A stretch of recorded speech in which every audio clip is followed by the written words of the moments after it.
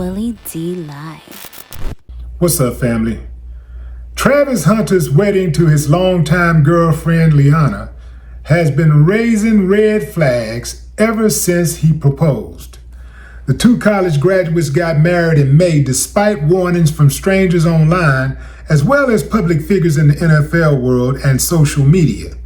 Now, a celebrity divorce attorney is issuing a warning to current and future pro athletes amid speculation that the Jacksonville Jaguars rookie might have tied the knot without a prenuptial agreement.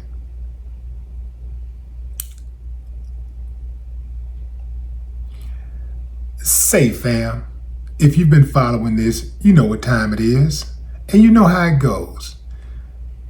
Man, you can't tell nobody nothing when they got their mind made up. James Saxton, who has represented numerous professional athletes throughout his 25-year career, is now offering free prenuptial agreements to the entire 2025 NFL draft class, using Travis's marriage as a cautionary tale about the financial dangers young millionaires face.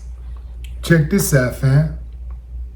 Travis is on track to receive $46.6 million. A rookie, I think he's like 21, 22 years old. $46.6 million. If they get divorced, she will take half. Ain't ran one play, not one route. Ain't caught the ball one time, ain't been tackled, ain't been hit, ain't been injured. Not once. Haven't attended one training camp.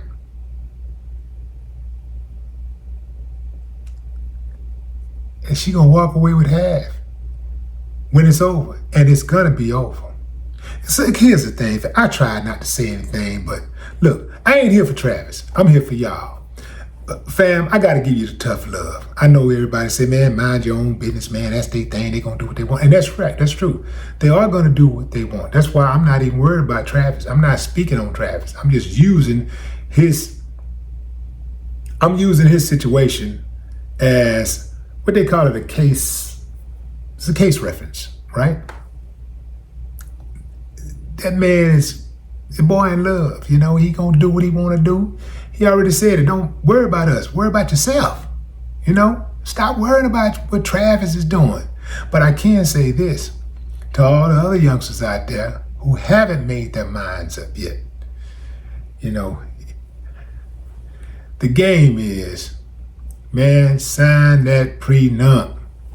The prenup, what it does is it outlines everything just in case it do go bad. Anytime you marry, you know, most people, they want to go the distance. You know, you think you can go the distance. And at least half the time, it don't work out in the United States. So I would not look at a prenup as a sign of not trusting my partner. Instead, I would look at it as a sign of taking responsibility to protect my partner and myself.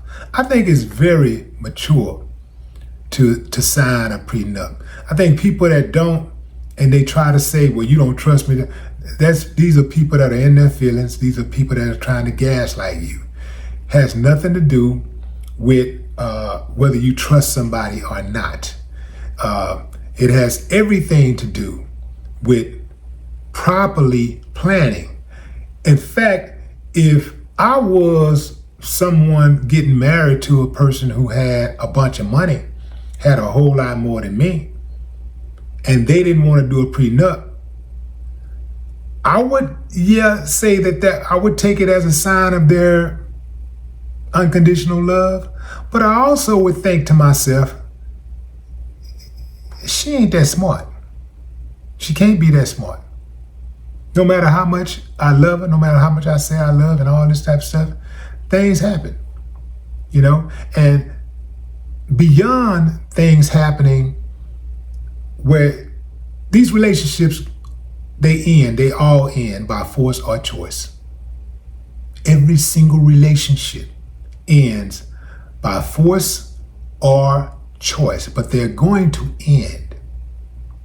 Even if you go the distance until your mate dies, till your significant other dies, that relationship is going to end at some point. And if you have a prenup in place, well, you ain't got to have take your business all into the courts trying to let them figure it out. It's already figured out. You get this, I get this, and this goes over here, this goes over there. Boom. I think it's very responsible to have a prenup. I think it's very responsible. And check this out, fam. If you are going into the relationship and you think that you picked the right one, you made the right decision, and you think you're going to do right by that person, no matter what, you're going to do right by that person, you ain't going nowhere. Well, why are you tripping on the prenup anyway? If you're in a relationship with somebody for 20, 30 years and you ain't figured out how to parlay your financial situation into something sustainable, that tells me that you are extremely financially irresponsible. I mean, think about it, fam. You married to somebody who worth millions of dollars. You ain't invested in no kind of business.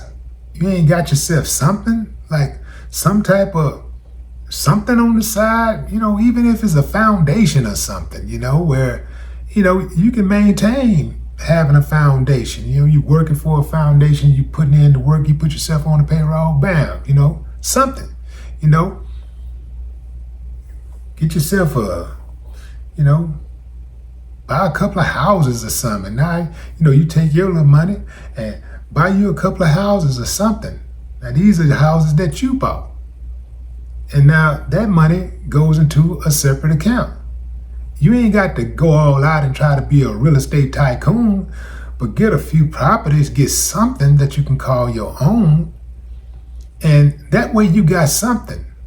Instead of getting toward the end of the relationship or the thing ended up going down bad, and then now you're desperate, so you're throwing mud and you're talking about a person like a dog, and you're trying to drag them out into the streets and all of that stuff, and now you got bad blood, and now he trying to get some get back on you, and now he don't want to give you nothing. And sometimes they don't want to give you nothing anyway. But y'all know what I'm trying to say, man. Amicable solutions, man. That's what I'm talking about. Amicable solutions. Like, you've been with somebody for 20 years, 30 years, and, it go bad, and you give it your best shot. That's a hell of a run.